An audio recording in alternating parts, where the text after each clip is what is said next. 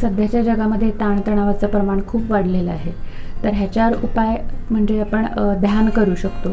तर मेडिटेशनचे फायदे आपण थोडक्यात बघूया. ह्याच्यामुळं आपली एकाग्रता वाढते, आपल्या हृदयाची गती, श्वासाची गती ह्या थोड्या कमी होतात.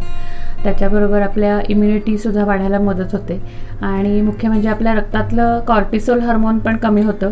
त्याच्यामुळे शरीरात फाईट अँड फ्लाईट मोडमध्ये जे असतं तर ते कमी होतं. त्यामुळे शरीर शांत व्हायला मदत होते, आपलं BP कमी व्हायला मदत होते. आणि मेडिटेशनमध्ये खूप प्रकार आहेत, जसं cyclic meditation, pranic energisation technique, mind and sound resonance technique.